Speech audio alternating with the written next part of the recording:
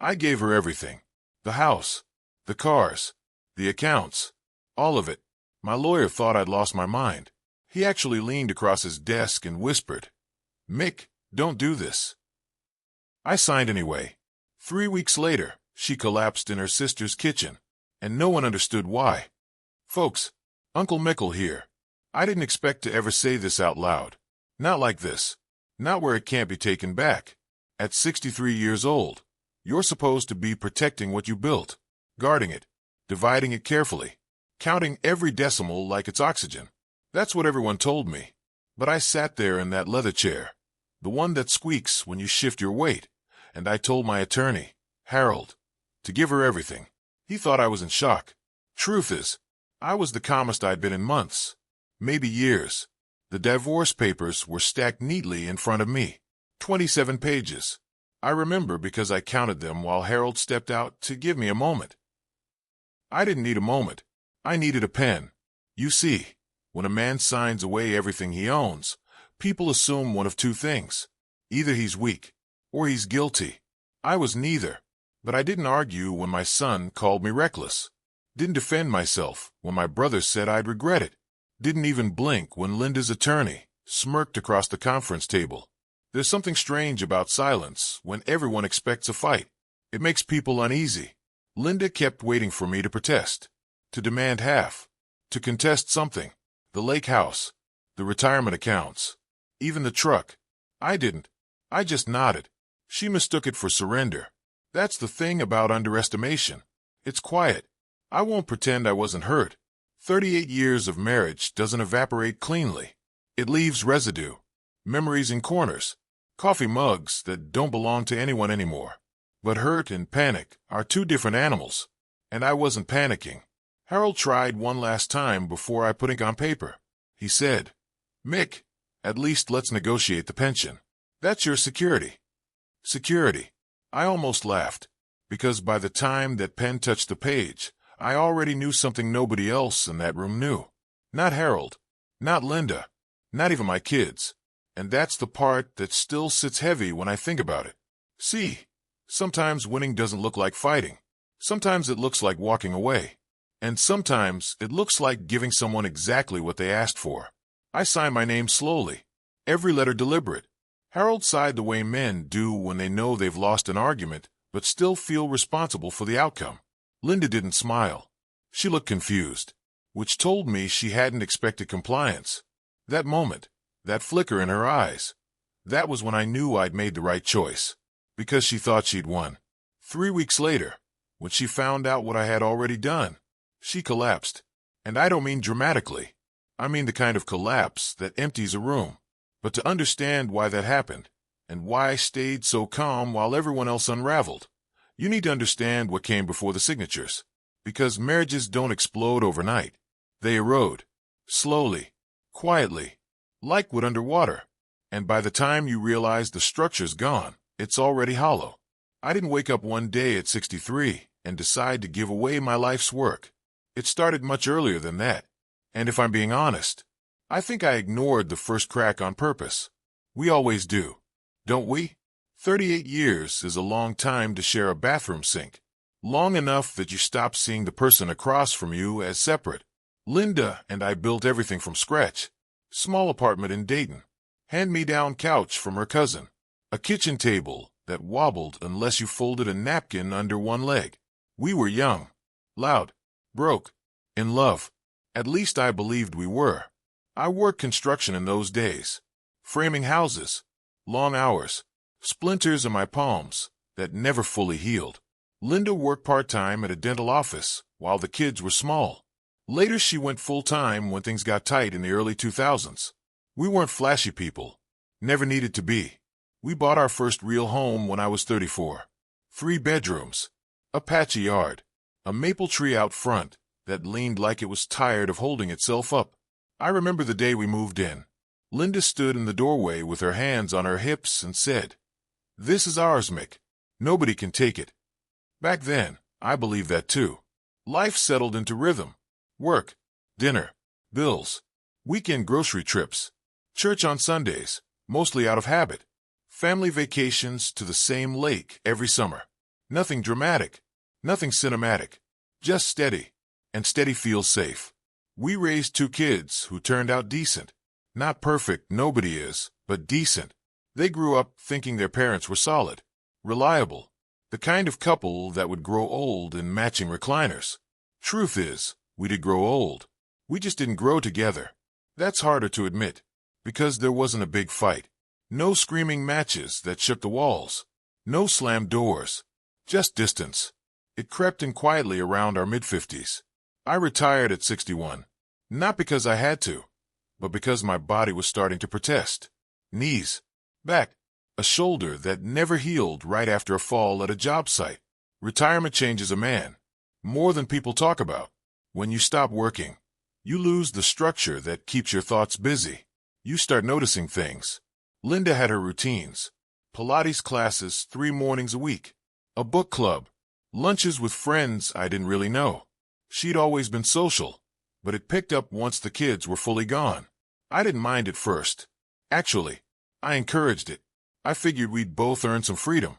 But somewhere in there, our schedules stopped overlapping. I'd wake up and she'd already be dressed, makeup done, phone buzzing with messages. Evenings felt scheduled. She'd scroll while I watched whatever game was on. We stopped talking about anything beyond logistics. Did you pay the electric? Your sister called. Trash goes out tonight. Functional.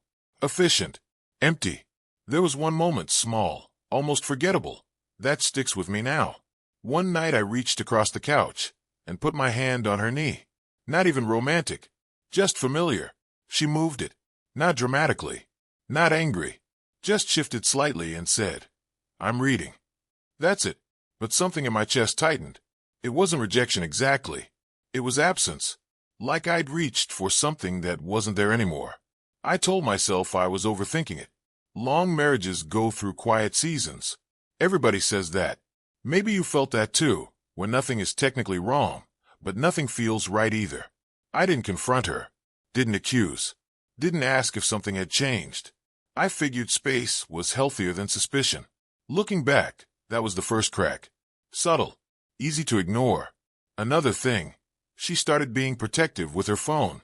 Not in an obvious way. She didn't flip it upside down or run to the bathroom with it. Just aware. If I walked behind her, she'd tilt the screen slightly. Small movements. The kind you can't call out without sounding paranoid. So I didn't. We still hosted Thanksgiving that year. Family filled the house. Laughter bounced off the walls. From the outside, we looked unbreakable. Linda wore a red sweater and smiled in every photo.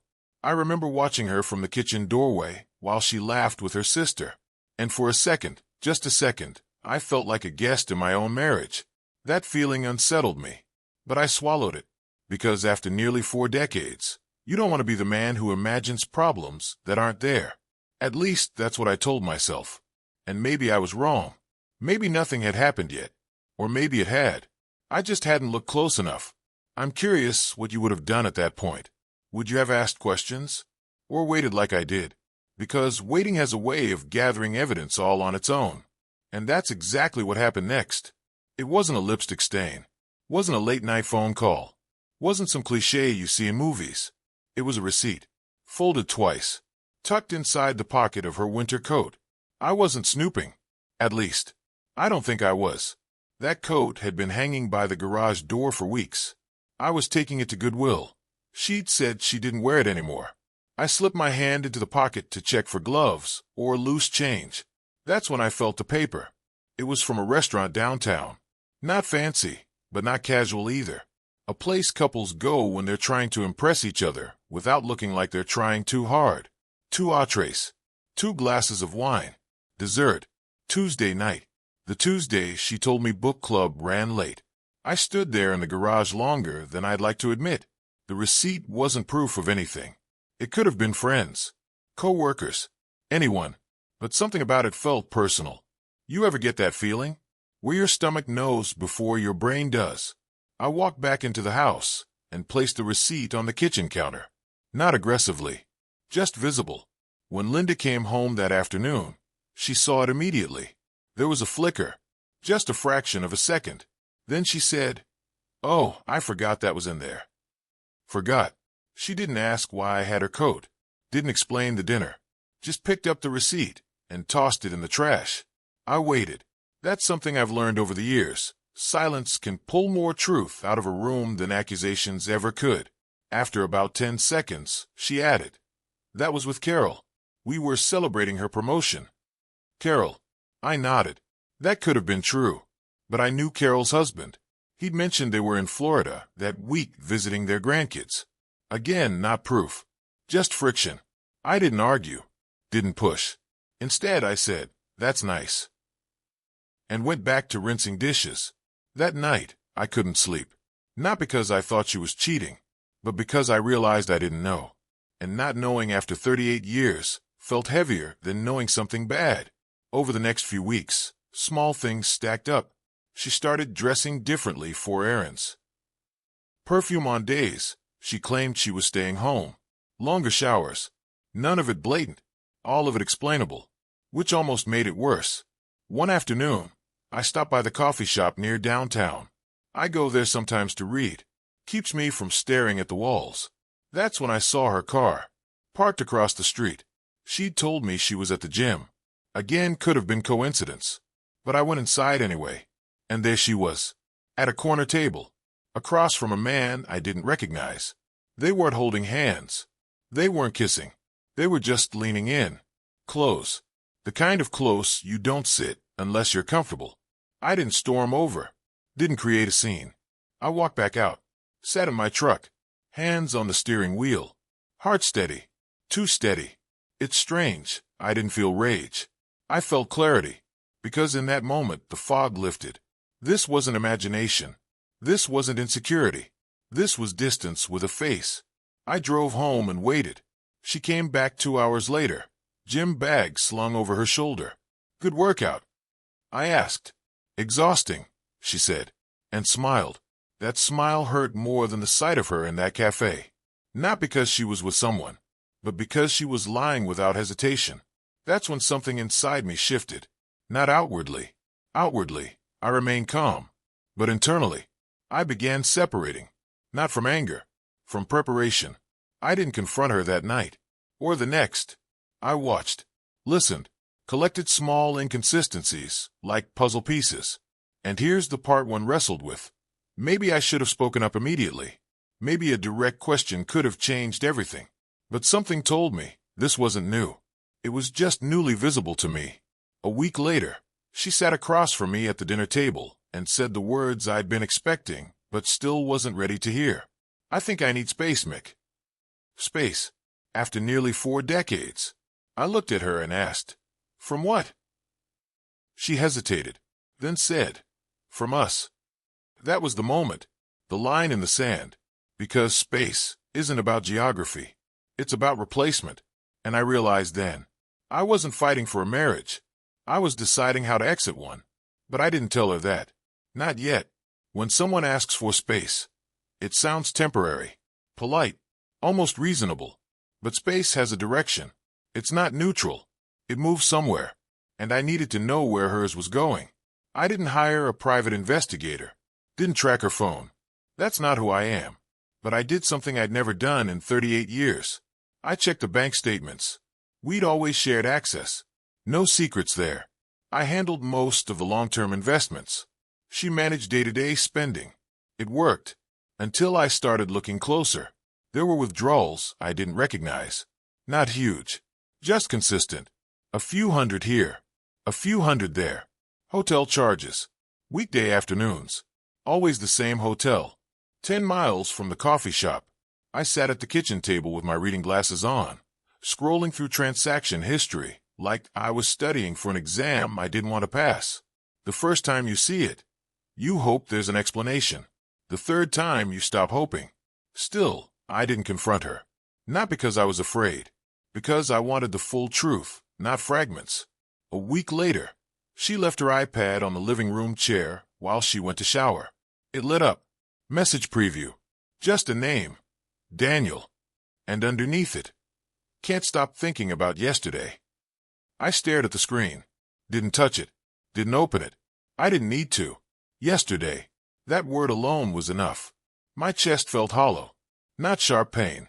Just empty. I walked outside, sat on the back steps, listened to the neighbor's dog barking 2 houses down. 38 years, and I was finding out about my wife through notification previews. When she came back downstairs, I asked casually, "Who's Daniel?" She froze. Just slightly. "Friend from the gym." I nodded. "How long you two been friends?" "A few months."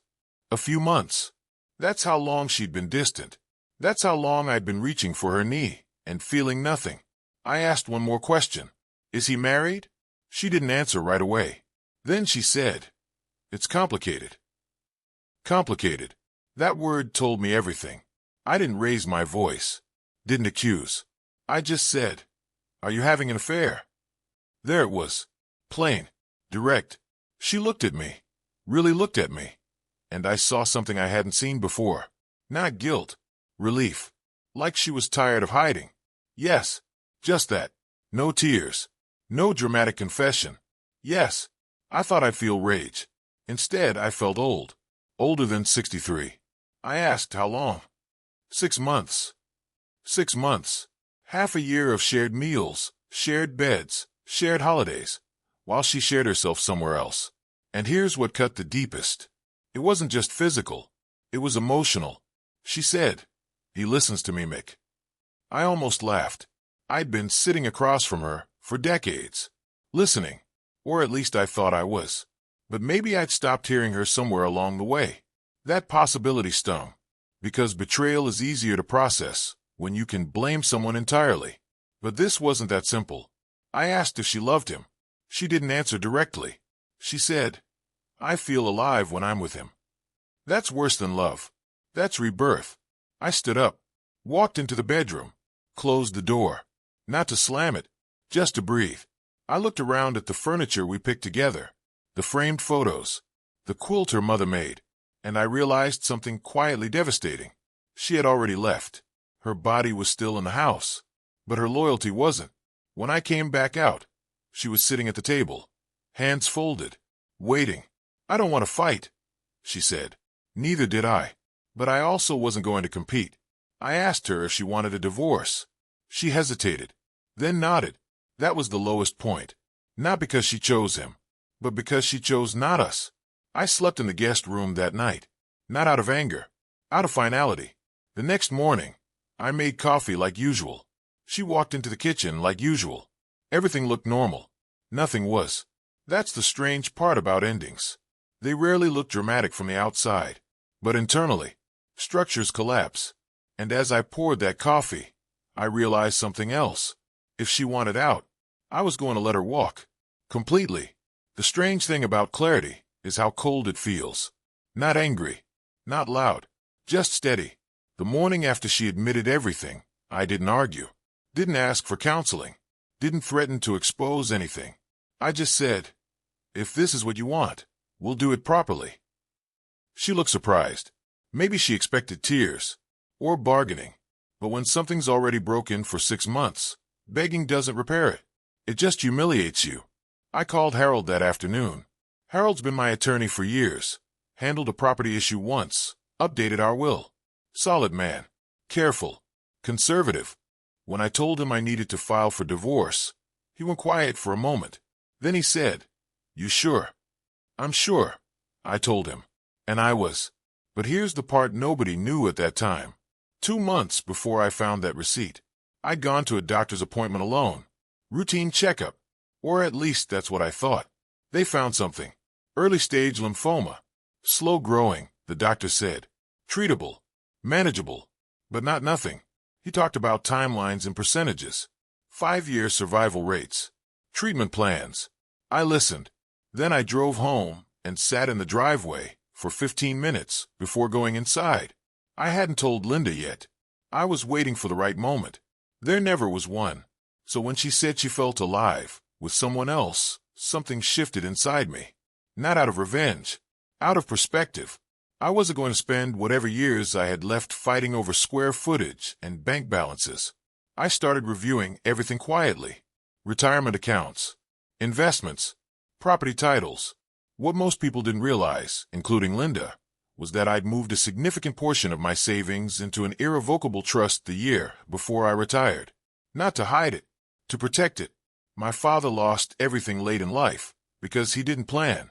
I promised myself I wouldn't repeat that. The trust was structured for long-term care needs, medical coverage, end-of-life expenses. It wasn't flashy money. It was practical money, and legally untouchable in a divorce. Harold didn't know about it at first. I hadn't needed to mention it during routine paperwork. When I brought it up, he leaned back in his chair and removed his glasses. "How much are we talking?" "Enough," I said. "Enough to ensure I wouldn't be a burden to my children. Enough to face treatment without fear. Enough that I could give Linda everything else and still be secure." He stared at me. Then he asked, "Does she know?" "No." He rubbed his forehead. "Mick, if you give her the house, the liquid accounts, the vehicles, you're walking away with almost nothing visible." "I know." He paused, then quietly said, "Why?" I didn't answer immediately, because the truth was layered. Part of it was dignity. I didn't want her thinking she was trapped financially. If she was leaving, I wanted her to feel free. Completely. Another part was observation. Daniel wasn't wealthy. I'd done just enough quiet research to know that. Mid-level management job. Divorced. Alimony payments. If Linda believed she was stepping into some grand second act, funded by romance and stability, she was miscalculating. And I didn't need to sabotage that. Reality would. Harold shook his head. "This isn't strategic." "It is," I said. "Just not in the way he meant." I spent nights sitting in the living room alone, thinking about time, about mortality, about pride. I asked myself hard questions. Was I punishing her? Maybe a little, but not the way people imagine. I wasn't plotting her downfall. I was stepping aside. There's power in that. When you don't cling, when you don't beg, when you don't fight for someone who's already chosen another door. I finalized my treatment schedule quietly, signed hospital documents, updated beneficiaries. I didn't tell the kids about the diagnosis yet. I wanted certainty first. Everything felt methodical, organized, almost peaceful. And when the mediation day arrived, I already knew what I was going to do. Give her everything she thought she wanted, because the one thing she couldn't take was already protected, and the one thing she didn't know would surface on its own. The mediation room was colder than it needed to be. Or maybe that was just me. Harold sat to my left, Linda and her attorney across the table, a legal pad in front of each of us, coffee no one touched. Her lawyer started outlining numbers, assets, valuations, equity in the house, vehicles, joint accounts, retirement funds that were considered marital property. I listened. No interruptions, no corrections. When they finished, Harold cleared his throat and said, "We'd like to propose an alternative." Linda looked at me, curious, guarded. I spoke before Harold could. "She can have it." Silence. Her attorney blinked. "Excuse me." "The house, the accounts, the cars, all of it. I'll sign it over." Harold shifted beside me. I could feel it. Linda frowned. "Mick, what are you doing?" "Making it simple." Her attorney recovered first. "Mr. Walker, that's unusually generous." I shrugged. "I don't want to fight." Linda studied my face like she was searching for sarcasm. There wasn't any. Harold leaned in close and whispered, "At least keep the lake property." I shook my head. "No." The mediator asked 3 separate times if I understood the implications. I did. They slid the revised agreement across the table. Pages shuffled. Pens clicked. This is where people expect drama. There wasn't any. Just signatures. Ink drying. A marriage ending in paperwork. Halfway through signing, Linda said quietly, "Why are you doing this?" I paused. Looked at her. Because even then, even in that sterile room, I didn't hate her. "I don't want you to ever say I held you back," I said. That landed. Her eyes shifted. Not guilt. Something else. Uncertainty. We finished. Harold exhaled like he'd been underwater. Outside in the hallway, he grabbed my arm. "Mick, this is irreversible." "I know.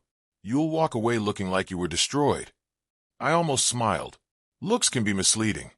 He stared at me, then said something that stuck. I hope you're right. The weeks after were strangely quiet. Linda moved into the house fully. I relocated to a small rental across town. 2 bedrooms. Neutral carpet. Temporary feeling. The kids were furious. Dad, what are you doing? Why didn't you fight? Are you okay? I told them I was fine. That sometimes peace costs something. They didn't understand. I didn't expect them to.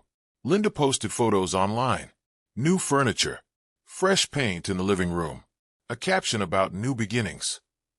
Daniel appeared in the background of one picture. Subtle. But there. 3 weeks passed. Then it happened. I was at the oncology clinic. First official treatment day. Sitting in a vinyl chair with an 4 in my arm. Phone on silent. When it started vibrating repeatedly.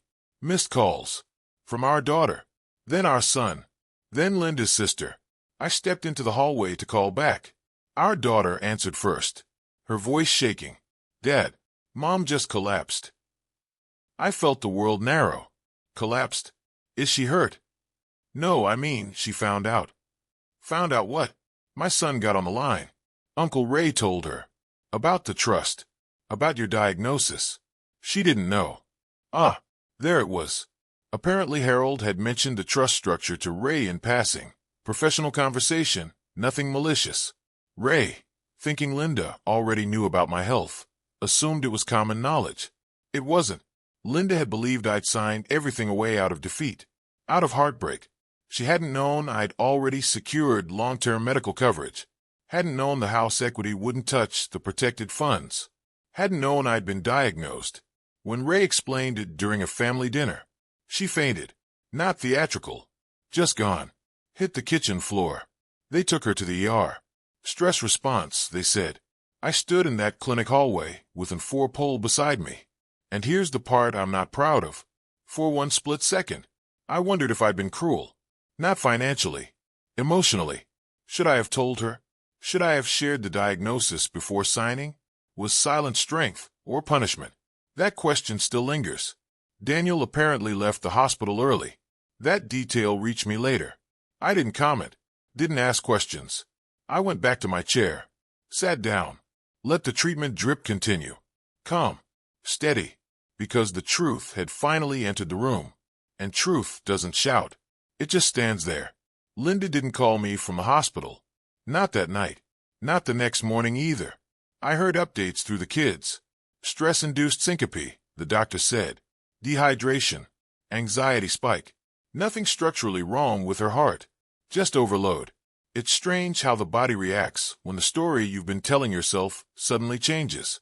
For weeks she believed I was the broken one, the abandoned husband, the man who signed away his life because he couldn't handle losing her. Then she found out I had cancer. Found out I'd already prepared. Found out I wasn't desperate. That shifts a narrative, and narratives are powerful things. I finished my first round of treatment that afternoon and drove back to the rental. It smelled faintly like fresh paint and something chemical I couldn't identify. Temporary places always smell like that. I sat on the edge of the bed for a long time. No TV. No music. Just quiet. I expected to feel vindicated. I didn't. Mostly I felt tired. Not physically, though that too. Emotionally. Because once the shock settles, you're left with the human reality of it. 38 years doesn't evaporate just because paperwork says so. 2 days later, Linda called. Her voice sounded smaller. Mick, why didn't you tell me? There it was. Not anger. Not accusation. Just confusion. I took a breath. I was going to, I said. Before. Before what? Before you told me you were in love with someone else. Silence on the other end. Then a shaky exhale. I didn't know, she said, about any of it. I know. And I did know. That's what made this complicated. I hadn't hidden the diagnosis to manipulate her. I'd hidden it because I was still processing it myself. I didn't want pity. Didn't want to become a project. But timing matters. And the timing had turned everything into something else. She asked if we could meet. I agreed. We chose a neutral place. A park bench near the river. Public enough to feel safe. Quiet enough to talk. She looked thinner. Or maybe that was just my perception shifting. For a while we just watched the water. Then she said, Daniel didn't know either. I nodded. I wasn't trying to take advantage of you, she added. I know. And I did. That's the uncomfortable truth. She hadn't been plotting some financial takeover. She'd been chasing a feeling. Aliveness. That's what she called it. I thought you'd stop seeing me, she said quietly. That one hit. Because maybe I had. Retirement changed me. Illness changed me. I withdrew into routine, into predictability. But betrayal doesn't get erased just because loneliness existed on both sides. I told her that. Gently. We talked for almost an hour. Not about getting back together. Not about undoing anything. Just about what happened. About how easy it is to drift when no one's steering intentionally. She cried once. Briefly. Wiped her face quickly like she was embarrassed. I didn't reach for her. That felt important. When we stood to leave, she said, You really gave me everything. Yes. Why? I thought about that. Because the easy answer is pride. Or strategy. But the real answer is simpler. Because I didn't want the rest of my life defined by fighting you. She looked at me for a long time. Then nodded. Daniel, I later learned, stepped back. Not dramatically. Just distance. Turns out aliveness feels different when hospitals are involved. Linda kept the house. Sold it 6 months later. Downsized to a condo closer to our daughter. We remain civil. Sometimes we even share coffee when the kids are visiting. There's no romance there. No bitterness either. Just history. As for me, treatment has been steady. Manageable. Some days are heavier than others. But the trust covers what it needs to cover. I don't worry about bills. That was the point. The kids know everything now. They stopped being angry. Started being protective instead. And here's the part nobody talks about in stories like this. There was no grand revenge. No dramatic downfall. Just consequences. Natural ones. And in the quiet after everything settled, I realized something unexpected. I don't feel like I lost. But I also don't feel like I won. It's something else. Something calmer. There's a different kind of silence that comes after a storm. Not the tense kind. Not the kind where you're waiting for the next crack of thunder. The real quiet. The kind where you can finally hear yourself think again. That's where I've been living. Not in regret. Not in triumph. Just clarity. People still ask me, usually in private, do you wish you'd fought harder? I take my time answering that. Because what does fight even mean? Yelling in court? Dragging out paperwork for months? Clinging to furniture and square footage like they prove something? At 63, staring down chemo schedules and blood work charts, I had to decide what kind of man I wanted to be in the time I had left. Bitter is easy. It's loud. It gets attention. It feels powerful for about 5 minutes. Peace is quieter. It doesn't trend well. It doesn't make for flashy stories. But it lets you sleep. And sleep matters more than pride when you get older. Do I wish Linda had talked to me before drifting away? Yes. Do I wish I'd noticed her loneliness sooner? Also yes. Two truths can exist at the same time. She betrayed the marriage, and we both neglected parts of it. That's not an excuse. It's just honesty. When she collapsed, I could have felt satisfied. Some people probably would have. But seeing someone you shared nearly 4 decades with hit a kitchen floor, that doesn't feel like victory. It feels like gravity. Reality landing. What I gave her, the house, the accounts, the visible life, those were assets. What I kept was autonomy, preparation, dignity. There's something powerful about signing your name without your hand shaking, about choosing your exit instead of being dragged through one. I didn't give her everything because I was weak. I gave her everything because I understood something she didn't yet. Security isn't always what's sitting in the driveway. Sometimes it's paperwork filed quietly a year earlier. Sometimes it's knowing your medical bills won't burden your children. Sometimes it's walking away before resentment poisons whatever time you have left. If you're listening to this, and you're in the middle of something similar, I'm not here to tell you what to do. Every marriage has its own math. Every betrayal has its own weight. But I will say this. Don't let ego write checks your future self has to cash. And don't assume that fighting harder always means loving better. Sometimes love ends. Sometimes people change. Sometimes you do. The question is, when it's over, who do you want to be standing there? The man screaming in the ruins? Or the one who steps back, steady, knowing he protected what mattered most? I still have hard days. Treatment isn't poetic. Divorce paperwork doesn't erase memory.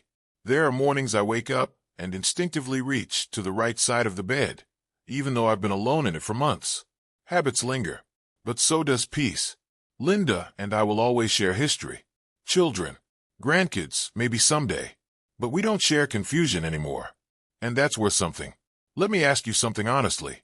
If you knew time was limited, would you spend it fighting for things or protecting your peace? Sit with that, because that question changed everything for me. So that's my story, folks.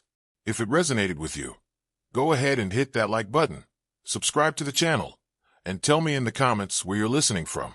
I want to know how far Uncle Mickle's voice travels. Protect your peace before you protect your pride.